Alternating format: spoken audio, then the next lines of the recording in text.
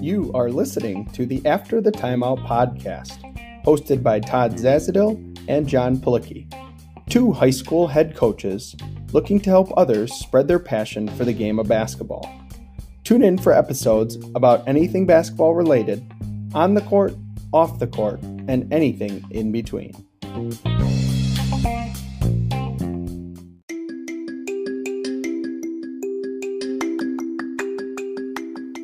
We at the After the Timeout podcast would like to take a full timeout to talk about VREPS basketball. Coaches, do you get frustrated by how some players just cannot seem to learn your offensive system? Are you spending countless hours teaching your offensive system to your team just for them to forget by the next practice? You should check out VREPS. VREPS was founded by basketball players and coaches to create tools that make learning plays easily a reality. VREPS allows coaches to turn their 2D playbook into a 3D interactive video game that players can watch on any mobile device on their own time. Don't just have players watch film, have them live it and control the players so that they have a better, more efficient learning experience. It's free to try. Go to vreps.us to sign up today.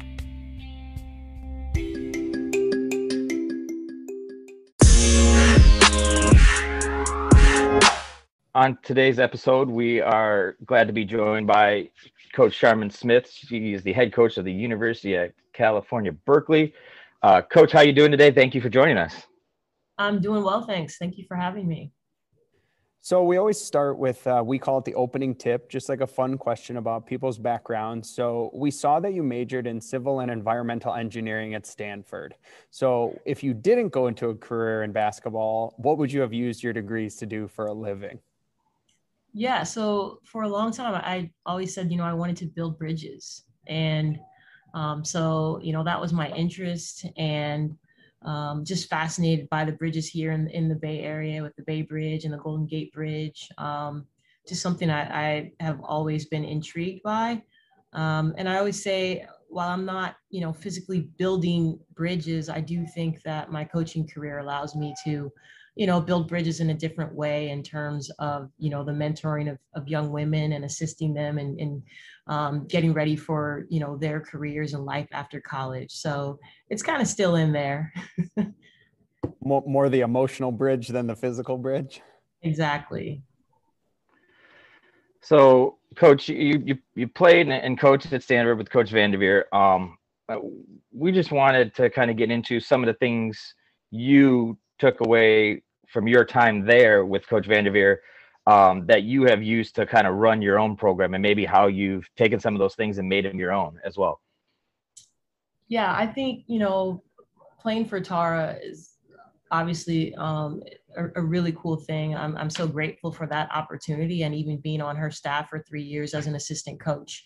I'd say, of course, the attention to detail, the discipline, the focusing in on doing things the right way is something that I picked up from Tara, and really knowing how to take away the strengths of your opponent and forcing them to beat you with not option A, but going to B, C, and D, right? And also, especially with my playing experience, is just how to work hard. I mean, there was nothing given to me at Stanford when it comes to my basketball. I came in with a really talented group and sat on the bench for 2 years and had to work and find my way into a starting spot on a team that went to 3 Final Fours. And, I wasn't the star. I averaged, 3 points a game or something, but that work ethic that I learned and that competitiveness that I had in playing against the best, every day in practice really is why I was able to be successful at the next level and earn a spot in the WNBA and know how to compete against the best. And I try to instill that in my players today. You got to work for it. And, Tara would always say some people want the sweatshirt without the sweat, and it just doesn't work that way. I think that's an interesting point about the, kind of just teaching that competitiveness, easy for me to say, and work ethic, what are some things you do with your players, to kind of more teach those intangibles? I think so many coaches out there, we could talk about how to drill this concept or teach shooting this way, but what are some of those ways that you teach those intangibles to your players? Yeah, I mean, this has been a great time for my program now, and what we went through with COVID and everything, kind of pressing a reset button in terms of what we do and how we do everything. And we've really focused in on our core values. And, we have our circle, which essentially details our core values of connection, integrity, resilience, competitiveness, leadership, and embracing improvement. And we talk about those things daily, whether we're in the weight room and how we're attacking a rep, or, how we show up for an academic meeting with an advisor. We always want to, be honoring those things in the circle, and make sure that we are bought in, and everyone's a part of the circle and not breaking the circle. And so I think the more you talk about it off the court, you see the results on the court even more. So kind of to shift gears, we've talked to some players and coaches that have done both professionally in the United States and overseas. And we find just the differences to be very interesting. So what are the ways that women's basketball players are let's talk about first, treated differently overseas versus in America, off the court? Yeah, I think it depends on, where you go overseas, right? Like my overseas experience was a lot different than Sue Bird's overseas experience, right? But, Yeah. if you're playing in Russia, from what I'm told, you're treated like a queen. And, it's really the life, and the amount of money that people are making overseas in those top countries. The WNBA is way behind in terms of that. Granted, it's a shorter season, right? But still the overseas experience in that way at the top level is really, really powerful, and something special for our athletes. But they do have to sacrifice and live overseas, right? So I think the cool thing about playing here in the United States is, being able to be in front of, the American fans and your families and people coming to games and that type of thing. But we've got a lot of work to do here when it comes to women's sports, and we all know that. And I'm thankful for that the WNBA has been around for as long as it has, and looking forward to it getting even better moving forward. So that you led me perfectly into our next question. And when we spoke to Jeff Walls, it was during the tournament, and when people were seeing the pictures of the ways that the weight rooms were different and the food was different for the men's and the women's players collegiately. And you kind of started to touch on that, just now, but, what are the ways that, whether it's American professional women's basketball or American collegiate women's basketball or any sport, frankly, not just basketball, what ways do we need to improve to meet those standards of, as you said, the way the Russian league treats their women athletes? Yeah, well, I mean, the first thing is we need to invest in women's sports, and we don't do that the same way that we invest in men's sports. And so everyone says, oh, well, the men's game makes money, right? Because you invested in it, right? And I mean, everybody knows that. It's common sense, right? The more you put into something, the more you're going to get out of it, right? And until we have a serious investment, right? They have half the amount of resources for the women's NCAA tournament in terms of the number of staffing individuals that are working on the tournament, right? The lead of our tournament does not report to the president of the NCAA. However, the lead of the men's tournament does. All types of different incentives for corporate sponsorships and such, to where you wouldn't want to sponsor the women's tournament. You were going to go to the men's and give your money there because of the way that they set up the incentives. So all of these things make it a no-brainer as to why the men's tournament would make more money than the women's, right? If given a chance, we can pull in a lot more revenue than we are, but you have to invest in it. And that's across the board. You talk about softball and volleyball and these sports. I always say, like, I saw cornhole on ESPN. Cornhole. So don't tell me that, cornhole. Yep. And what's the other sport you have? You know what I'm saying? Yes. Curling. We got curling. Yeah, curling. Like, yeah. if that's on ESPN, don't tell me that women's basketball can't make money. I won't buy it. It's not true. It's because we're not putting in the effort to allow it to grow the way that the sport is capable of growing. All right. So I guess this is connected as well. So we're seeing so many more women in coaching on the men's side, pros in college. First kind of question is, what do you think it's going to take to have that breakthrough to where we can have a woman, a female head coach on the men's side? I mean, it's really the same answer. It's an investment and someone giving someone the opportunity. That's all. We're very capable. I mean, No doubt.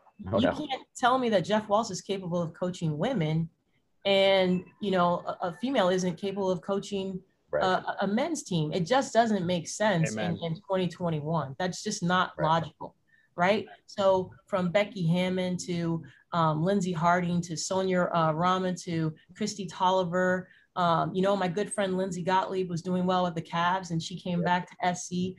Jenny Busek, like, there are a lot of women who are doing extremely well. And I had my fingers crossed that Becky would get one of the most recent openings, and I think her time will come as well as some of the other women. And we will see, a female head coach in the NBA. It's just, people just have to be willing to give the opportunity to someone that deserves it. And there are women out there who do deserve it.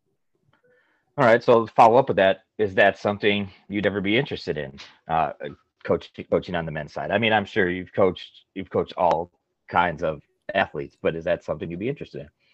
Yeah. I mean, I wouldn't say that I would close the door to any opportunity at this point, but right now I'm really passionate about women's basketball. Yep. I'm really passionate about, the Cal Bears and what I think the potential we have. And I love being in the toughest conference in the country, in the Pac-12. I love living in the Bay Area, so right now this is my thing, and I want to do this extremely well. But who knows down the road what inspires you. But right now, this is what inspires me and gets me excited every day to go to work. Before I move on to the next question, I just wanted to reiterate everything you said with such passion was just wonderfully said. And Todd and I are major advocates of the women's game, and we've both coached on the women and the girls side in high school and college. And so thank you for everything you said. And I hope our listeners do take what you said with the passion that you said it. So thank you for that. So let's kind of shift off of that topic. We like to just talk about or talk to people that have played at different levels. You've obviously coached in both the collegiate and the professional level. What are the biggest differences and what are some of the similarities between the two levels? Yeah, I'd say similarities, relationships. It's just important to build relationships with players. And I was in the WNBA for 2 months, before Cal called me back, and was, working hard to build those relationships with players. I'd say in the WNBA, that relationship is going to happen a lot quicker when they know that you know what you're talking about. At the college level, you've got the recruiting and, oh, hey, what'd you do this weekend? Oh, how's it going? Blah, blah, blah, blah, blah, to get them to know you and feel comfortable with you. In the WNBA, it's like, all right, hey, let's look at your shot. Oh, how about, cutting this way off of this? Yes, I can help you get more buckets. And that kind of, starts the relationship. And then once you have that respect, then I feel like there's no limit to where you can go in terms of helping people develop and win games at that level. So I wanted to talk about a little bit with you about the developing coaches, especially minority coaches and women's coaches at some of the lower levels. What are some things we can do to help not only our minority coaches and women's coaches, but kind of all of our younger coaches to develop into those roles and learn and be given those opportunities? Yeah, I mean, I feel like I'm going to sound like a broken record, but I mean, you said it, you give minority coaches opportunities. I can't I can't count the number of, white males who have gotten an opportunity in our game just because they knew someone. And it doesn't happen necessarily for minority groups, right? You got to know someone and you got to be damn good, And so, there are a lot of talented people of color out there who are ready to coach in our game. The problem is that a lot of our athletics directors, a lot of people making the decisions are not people of color, and we tend to hire who we know. And so it has to be a conscious effort for people to seek out that representation for their staffs, for their programs, for their athletics departments. There are plenty of talented people who are ready. It just must be intentional. And there's nothing wrong with being intentional to have a diverse makeup of your staff and your department. So let's tweak it a little bit. As I said, we had previously spoken to Lynn Dunn, and she was very passionate about the promotion of the women's side of the game. And you kind of had touched on it in the beginning. But, how do we begin to create more viewership for the game, which will lead to more sponsorship, which will lead to that investment in the game? How do we continue to kind of promote the game? Not that I'm trying to make an engineer a marketer, but how do we kind of promote the game more? Yeah, and I'm not an expert in that area. I rely on our marketing people and such, but we need to do better. I think you saw it a little bit with the exposure on ESPN. More games were covered. We need better media packages. Similar to what the men have. We need to be able to call our tournament March Madness. Like that's insane, that only the men have the right to have March Madness plastered all over the court and on their shirts and such. Like, it's March Madness for the women too. Little things like that to give our sport credibility, right? And we need to tell the stories of these young women. They're phenomenal people, and the people who follow women's basketball typically want to feel that type of connection. They want to know who they're cheering for. I think our athletes are really accessible, and we need to take advantage of getting the stories out there so people know, who Jada Curry is on our team, who's in the Bay Area and has the last name Curry and can shoot from Steph Curry range, right? We need to get those stories out, so that people are excited to come and cheer on these athletes that are working extremely hard. All right, so hot topic now. It's just come up, the name and likeness, and I want to take a different twist on it. If you want to talk about kind of what you guys are doing as a lab program, that's fine. But I know it's so new that people are still trying to figure it all out. But I wanted to talk about a different twist. Basketball's kind of always been on the forefront of and pretty innovative as far as coaches, whether it be analytics. We talked to Jacob Aberman yesterday as a video guy, and that's a huge aspect of basketball. I wanted to talk about what you think of this opening up another avenue for people with different skills, whether it be marketing. I know here in Illinois, I've seen a couple positions that they've created as assistants directly to deal with the name and likeness aspect of it. So I just kind of wanted to see your thoughts on it, and that providing opportunities for coaches that have different skill sets. Are you asking like coaches who maybe part of their job responsibility is dealing with this name, image, and likeness issue? Yeah, I've just always thought that basketball has been more willing to bring people in of different skills, whether it be a math in the analytics or people that are talented video wise and things like that. So now bringing in maybe people that have a marketing background and different things like that, which will create more opportunities for not only minorities and females, but just everybody.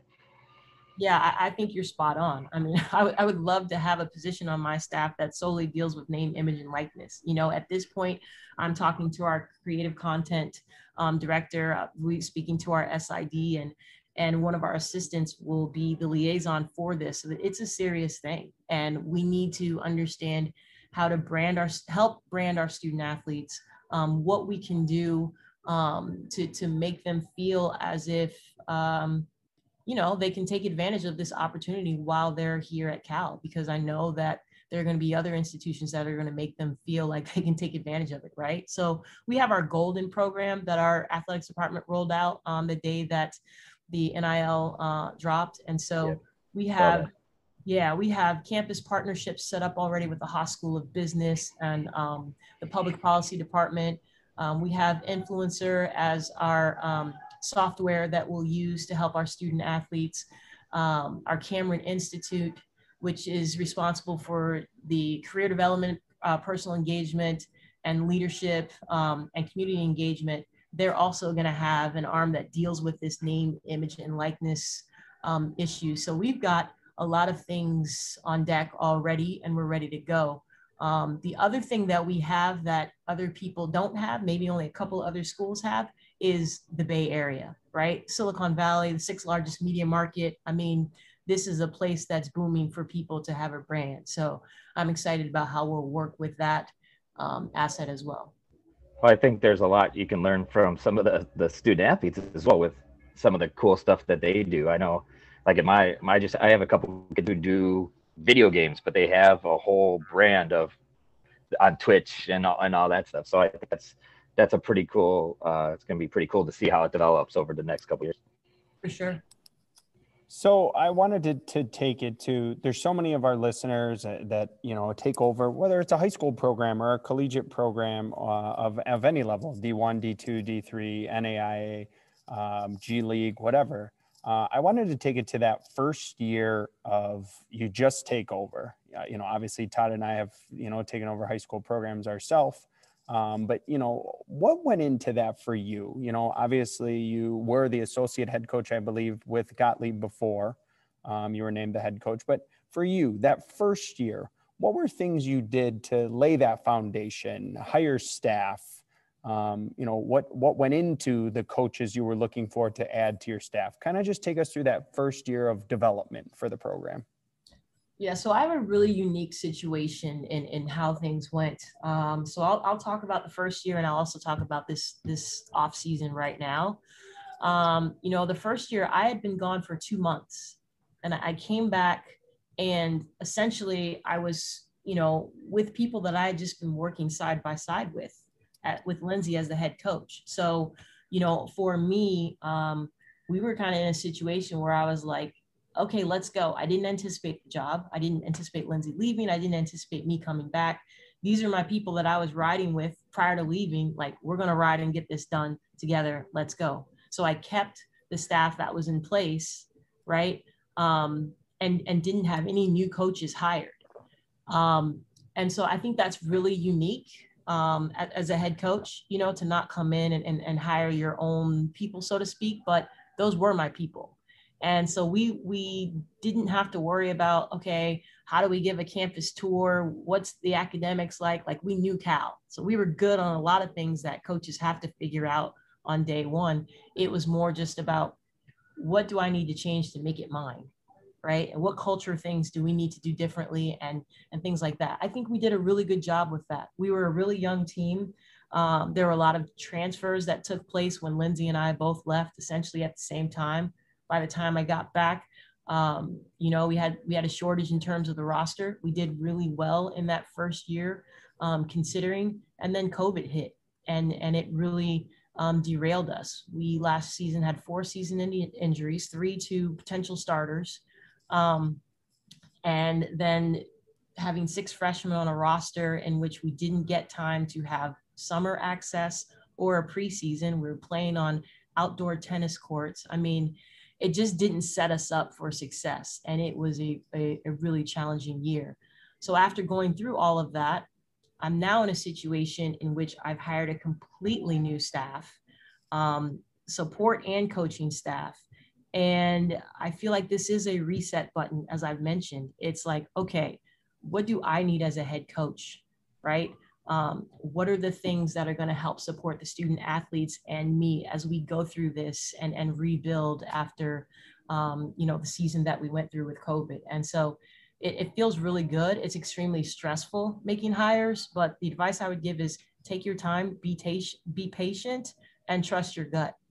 And I feel really good about this group that we have right now, and how they're supporting me and our student athletes. So you touched on it a little bit, the recruiting aspect and how much it changed, pretty much specifically due to COVID. Um, so, kind of talk about what went into, because your guys are out recruiting now, what went into your plan for this year with the transfer portal, kids being able to stay,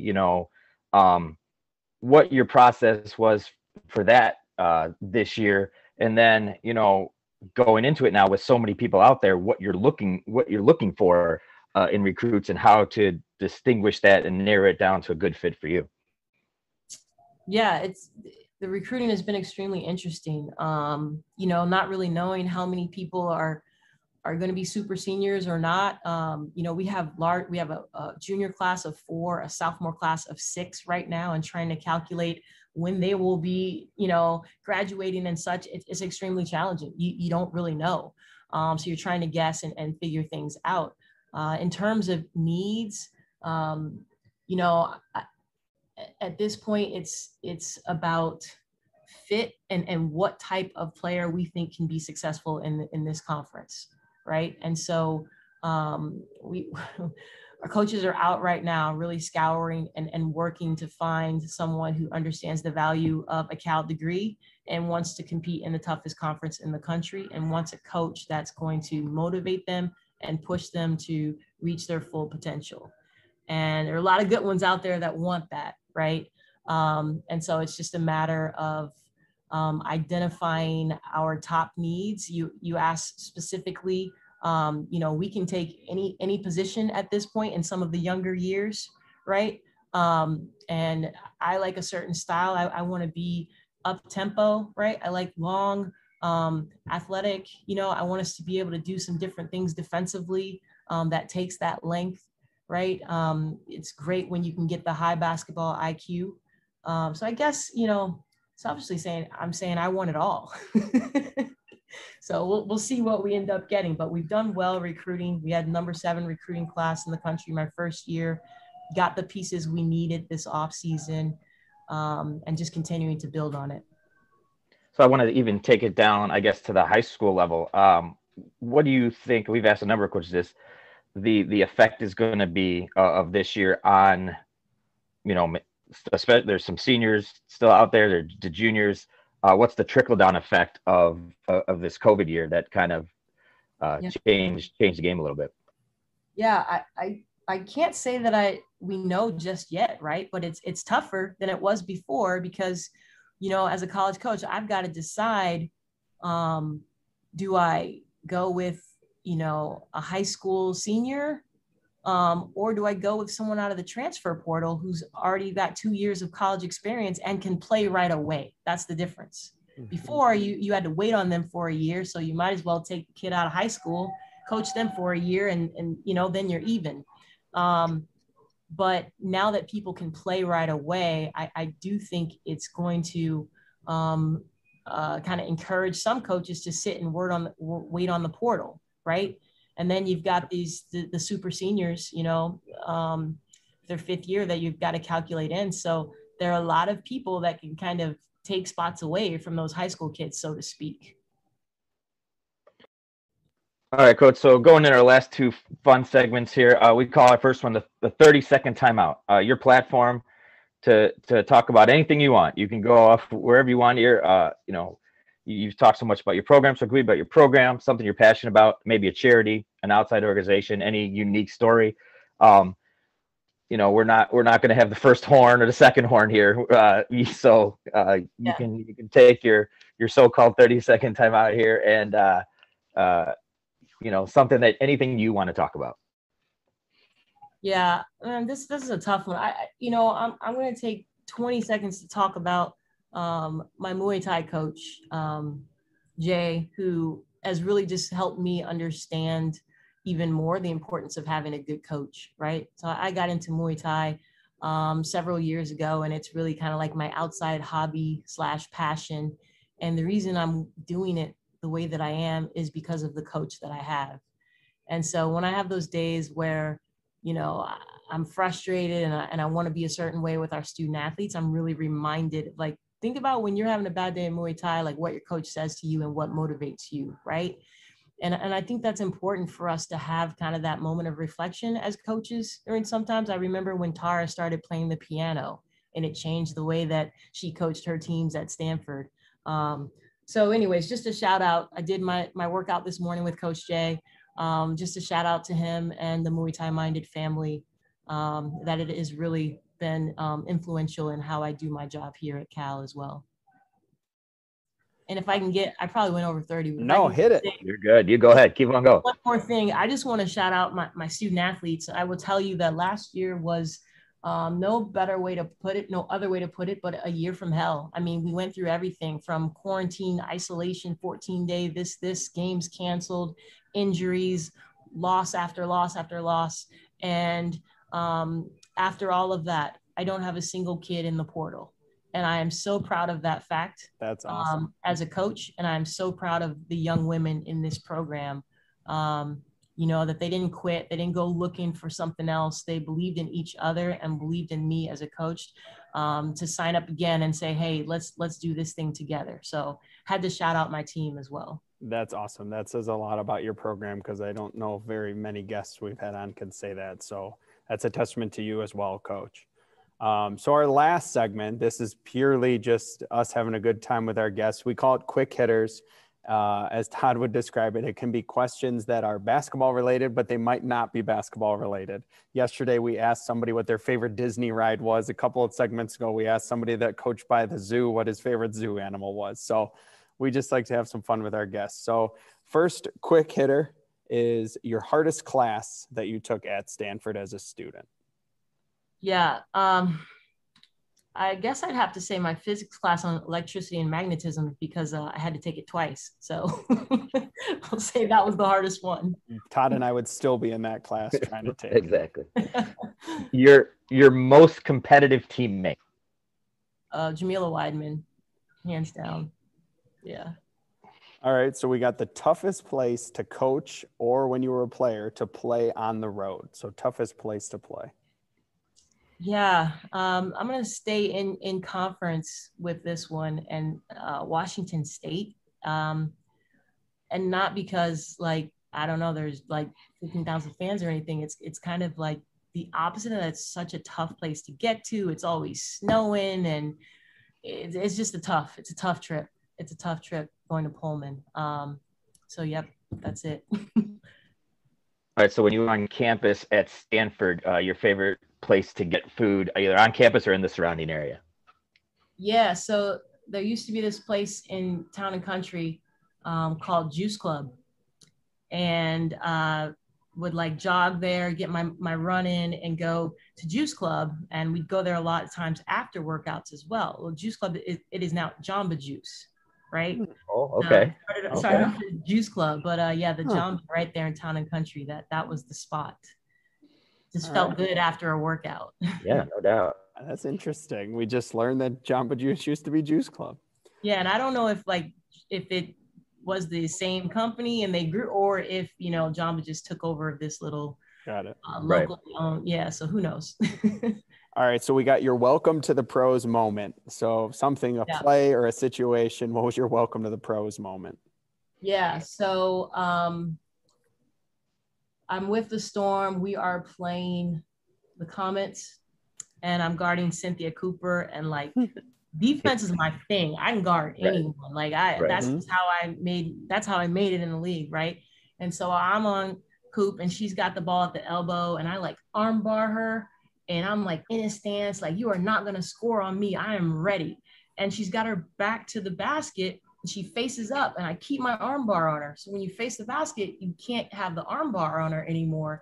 And so she's holding the ball up kind of like the Michael Jordan position. And she looks down at my arm bar and then looks at the ref. And I was like, oh, shoot. And I like, react and take my arm off of her, and then boom, she's gone. And I was like, oh man, like, come on.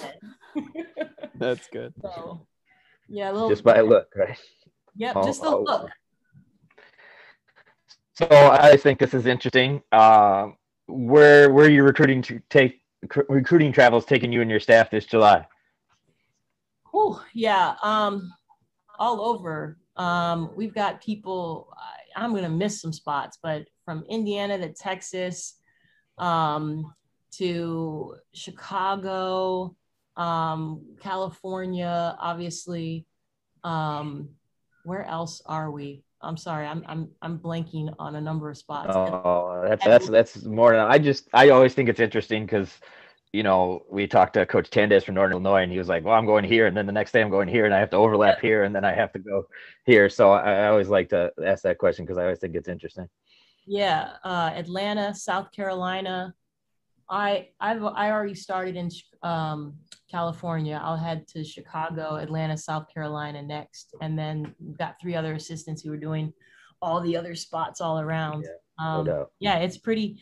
You know what? I'm excited about it because I haven't done it in over a year. So I was like, let's go, send me out, let's get it done. Sometimes it's like, oh, I gotta go out, but man, seeing players play live and not on a live stream, it was a really good feeling. So I'm excited about it.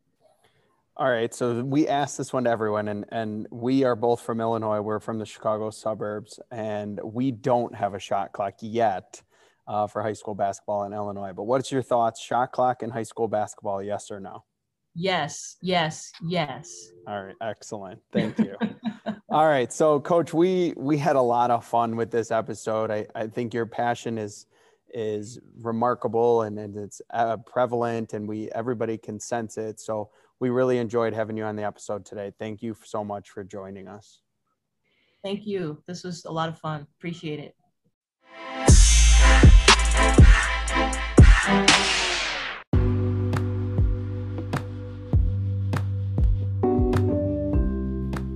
Thank you for listening to another episode of the After the Timeout podcast, hosted by Todd Zazadil and Jon Palicki. For more show content and upcoming episodes, follow us on Twitter at After the Timeout, or subscribe to our podcast for upcoming episodes. For show inquiries, you can email us at afterthetimeout@gmail.com. You can find all of our previous episodes on Anchor, Spotify, Breaker, Radio Public, Pocket Cast, Google Podcast, and Apple Podcast by searching After the Timeout. We appreciate you listening. Tune in next time for more basketball content on the court, off the court, and anything in between.